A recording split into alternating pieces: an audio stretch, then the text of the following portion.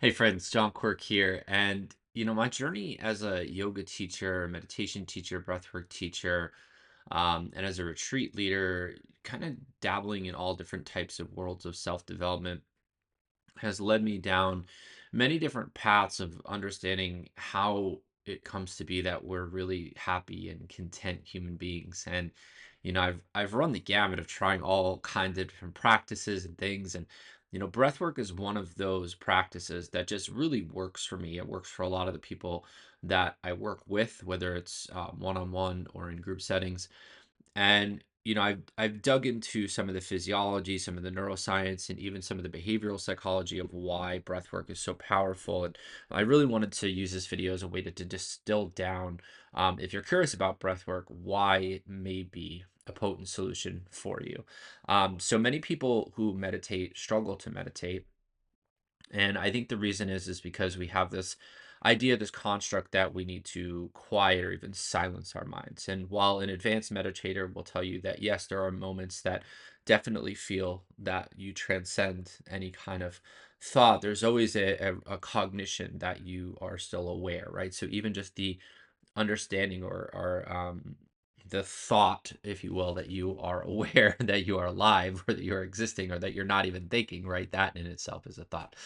So breathwork really, for me, I call it the machete that cuts through the jungle of thought, where I think for a lot of us, thoughts can feel overwhelming. They can feel at times like too much. And breathwork really is just one of the best tool I found, but one of the best tools many people use to kind of cut through all that chatter and that noise. And the reason why is it gives our brain just enough to anchor onto, that we have a single point of focus. And if you've ever been really locked in on a single point of focus, if you've ever been in like a nice flow state playing a sport or even at work or doing something that you love, maybe with your kids or with a loved one, and you kind of lose track of time and space, that's really what breath work does in the brain. It just allows you to really focus on the one single thing that you're doing. Physiologically and neurologically, it just starts to dim down the prefrontal cortex, which is the thinking and analyzing part of our brain. So, the limbic brain, the chemical brain, this is where they say a lot of our subconscious or unconscious thoughts, behaviors, and even belief systems live. And so,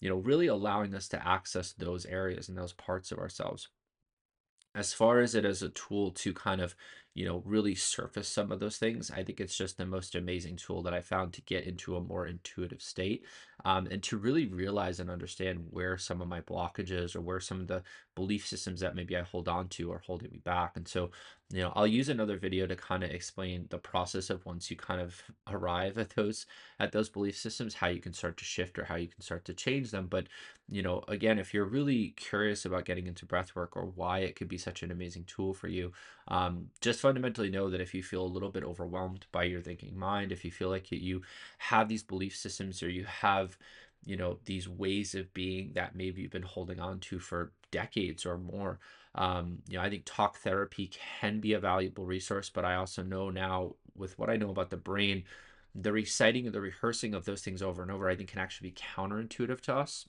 Whereas with something like breath work, you're really kind of able to go into the root, you're able to see where it really comes from. And then we use a practice called a mantra rewiring or a belief system rewiring, where we really start to identify what the belief system is that's holding us back. So, first, that we can just be aware of it. And then we start to create a new mantra. Or a new belief system. So every time we start to catch ourselves kind of in that default mechanism or in that default mode, that we can shift it or we can change it. So rather than, again, where talk therapy, you kind of just go over your problems over and over again. And I think in a lot of ways, you actually make those neural pathways stronger. With these types of practices, you're able to really see it and then identify the way that you want to shift it. Most of which you probably already have. You already have a lot of cognition and awareness of why those belief systems probably aren't true or why they're not even yours to hold.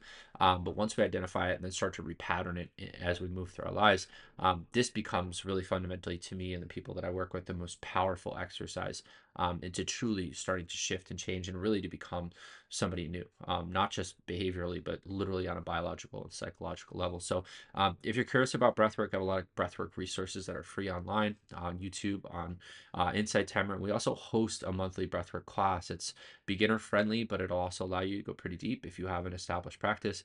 And for this next breathwork we have coming up, we're also going to do a practice of identifying these self-limiting beliefs, and give you some tools and some action items and some ways you can start to reframe them and change them to become behavioral psychology techniques that become actual trainings that you can use in your day-to-day life. So hopefully this is helpful if you're thinking about breathwork. There's so many great teachers and resources out there, but the breathwork that I teach, it's really foundational to a lot of different breathworks that are out there.